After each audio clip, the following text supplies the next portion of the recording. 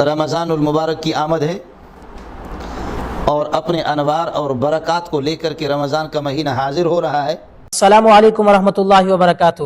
ناظرین، امید کرتا ہوں آپ تمام دوست خیر و عافیت سے ہوں گے۔ اس ویڈیو کو مکمل دیکھیں، دوسروں تک پہنچائیں، لائک اور سبسکرائب ضرور کر کے جائیں۔ میری مائیں اور بہنیں اور بیٹیاں، السلام علیکم ورحمۃ اللہ وبرکاتہ۔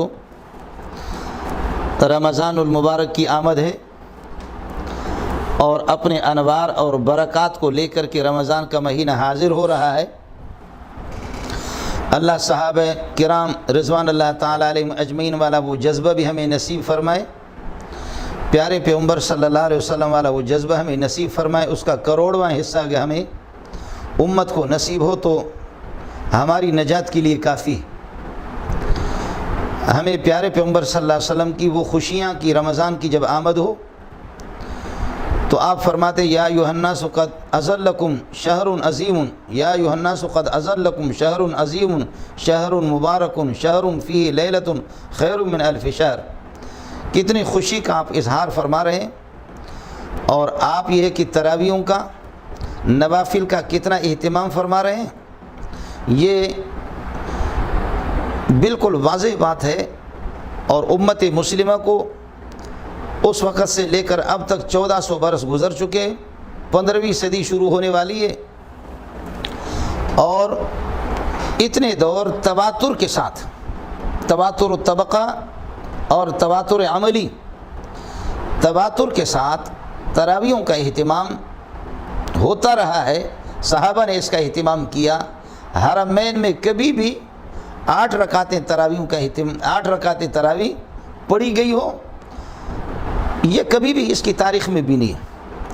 ترمذی جلد اول کے اندر امام شافعی رحمۃ اللہ علیہ فرماتے ہیں کہ جب سے میں نے ہوش سنبھالا ہے اور اپنے شہر مکے میں، بلد حرام میں مکے میں نے لوگوں کو دیکھا ہے کہ 20 رکعتیں تراویح وہ ضرور پڑھتے ہیں۔ ترویحۃ عربی میں کہتے ہیں 4 رکعت کے بعد بیٹھ کر کے تھوڑی سی دعائیں اور ذکر و اذکار کا اہتمام کرتے ہیں، یہ ترویحۃ ہوتا ہے۔ 8 رکعت کے بعد ترویحتان، 12 رکعت ترویحات، 16 اور 20 اس کو کہتے ہیں تراویح۔ وہ لوگ جو کہ کہتے ہیں 8 رکعت اور اس پر لفظ تراویح کا استعمال کر کے اطلاق کرتے ہیں، خدا جانے ایسے ہی لگتا ہے کہ نہ ان لوگوں نے عربی علوم پڑھی ہے، نہ عربیت سے اور گرامر سے ان کو کوئی واقفیت ہے، نہ انہوں نے قرآن و سنت کو دیکھا ہے۔ تراویح کہتے بھی ہے اور ادھر سے کہتے کہ 8، اور امت کو، عام طبقہ کو اس طریقہ پر تشویش میں اور پریشانی میں مبتلا کرنا کہ بخاری میں ہے، بخاری کا نام لے کر کے بخاری میں ہے کہ ما کان یزید، حضرت عائشہ کی روایت ہے کہ ما کان یزید فی رمضان ولا فی غیری علی 11 رکعتن، کہ پیارے پیغمبر صلی اللہ علیہ وسلم رمضان اور غیر رمضان میں 11 رکعت سے زیادہ نہیں پڑھتے تھے۔ میں نہیں سمجھتا حافظ شیئا وغابت عنک اشیاء کہ ایک صفحہ کی حدیث آپ کو مل گئی، اور بخاری جو کہ عربی صفحات میں ہزاروں صفحات کی کتاب ہے، بخاری کے اندر احادیث مرفوع بھی ہے، موقوفہ بھی ہے، مقطوع بھی ہے۔ ایک روایت آپ نے دیکھی اسی بخاری میں، ایک جگہ نہیں، 3-4 جگہوں میں یہ روایت ابن عباس کی کہ رات کو آپ صلی اللہ علیہ وسلم اٹھے بقول آپ کے کہ تہجد اور تراویح ایک ہے۔ اگر کوئی آپ سے پوچھے کہ تہجد اور تراویح ایک ہے تو اللہ کے لیے یہ بتا دو کہ تراویح کا ثبوت قرآن سے ہے۔ کوئی مولوی اس کے لیے تیار نہیں ہوگا۔ میں اہل حدیث حضرات کو خطاب نہیں کر رہا ہوں، اہل حدیث قربان جاؤ مولانا احسان الہی ظہیر رحمۃ اللہ علیہ پر، اور اہل حدیث عبدالستار محدث دہلوی جیسے حدیث کو جاننے والے جو محدثین تھے، سید نذیر حسین، ان کو نہیں کہہ رہا ہوں، اس طبقے کو کہہ رہا ہوں کہ اللہ کرے کہ مجھے اور آپ کو آپس میں بٹھا دے، خدا ہماری حکومتوں کو توفیق دے دے کہ آپ جیسوں کو میرے ساتھ بٹھا دے اور کچھ علماء بیٹھ جائیں، پھر دیکھ لیں۔ ما کان یزید فی رمضان ولا فی غیری علی 11 رکعتن، یہ روایت تو ہے ابن عباس کی۔ یہ روایت بھی ہے کہ رات کو آپ اٹھے بقول آپ کے تہجد اور تراویح ایک ہے، فصلى ركعتين ثم صلى ركعتين ثم صلى ركعتين ثم صلى ركعتين ثم صلى ركعتين ثم صلى ركعتين ثم اوتر، 6 مرتبہ صلی رکعتین 12 رکعت بھی ہے۔ تو یہ پیکج اور یہ سہولت، یہ راحت پسندی آپ نے یہ چوری کہاں سے کی؟ اور اس روایت کا مقصد کیسے سمجھا کہ 8 ان میں سے تہجد ہے اور 3 ان میں سے وتر ہے؟ یہ جو 12 رکعت کا صراحت بخاری کے اندر موجود ہے تہجد، تو نہ اہل حدیث ہے، نہ شافعی ہے، نہ مالک ہے، نہ حنبلی ہے، نہ حنفی ہے، نہ تو حدیث کو جانتا ہے، نہ تو نے بخاری کی شکل بھی دیکھی ہے۔ اور ابھی مجھے کوئی سنا رہا تھا، بخاری یہ بھی محدث بنا ہوا، اتبان بن مالک کی روایت، فغدا رسول اللہ صلی اللہ علیہ وسلم و ابی بکر، کوئی تیرے قریب ہو نہ تجھے بتا دے کہ و ابی بکر اس کو پڑھا جائے گا۔ اگر تراویح اور تہجد یہ دونوں کے دونوں ایک ہے تو تہجد کا ثبوت تو قرآن سے وَمِنَ اللَّيْلِ فَتَهَجَّدْ بِهِ نَافِلَةً لَكَ، آپ لکھ کر کے دے دے کہ تراویح کا ثبوت بھی ہے۔ تراویح اس میں کوئی شک نہیں ہے کہ رسول پاک صلی اللہ علیہ وسلم سے منقول نہیں، 20 رکعت منقول الگ چیز ہے، ثابت، اور آپ کہہ رہے ثابت نہیں، ثابت الگ چیز ہے، منقول الگ چیز ہے۔ میری گزارش ہوگی آپ سے تو تراویح مال جماعت کے ساتھ فی جمیع رمضان، پورے رمضان میں تراویح، چل تو 8 اگر مان لے، 8 اگر مان لے، لیکن پورے رمضان میں جماعت کے ساتھ، یہ بھی تو نبی سے ثابت نہیں۔ جماعت کے ساتھ پورے رمضان میں، عشاء کے بعد متصلاً 1، جماعت کے ساتھ پورے رمضان میں 2، ختم قرآن یہ بھی سنت پورے رمضان میں ختم قرآن۔ جب ختم قرآن بھی منقول نہیں، لیکن یاد رہے کہ میں ثابت نہیں کہہ رہا ہوں، ثابت کا لفظ استعمال نہیں کر رہا، منقول کی بات کر رہا ہوں۔ ختم قرآن آپ سے منقول نہیں، عشاء کے فوراً بعد آپ سے منقول نہیں، فی جمیع رمضان آپ سے منقول نہیں۔ جب عشاء کے بعد متصلاً جماعت تراویح، متصلاً عشاء کے بعد یہ چیز، اور جماعت کے ساتھ پورے رمضان میں ما ختم القرآن، یہ 3-4 چیزیں یہ کہاں سے ثابت ہے؟ اس کو تو آپ بھی مانتے ہیں کہ فی جمیع رمضان تراویح ہوگی، چلو 8، اور تو پورے رمضان میں۔ تو نبی سے جب آپ بتا رہے ہیں کہ 3 رکعتیں حضرت نے 3 راتیں آپ صلی اللہ علیہ وسلم نے پڑھائی ہے، تو پھر پورے رمضان میں ختم القرآن نبی سے ثابت کر کے آپ دے دیں، آپ نقل کر کے بتا دیں۔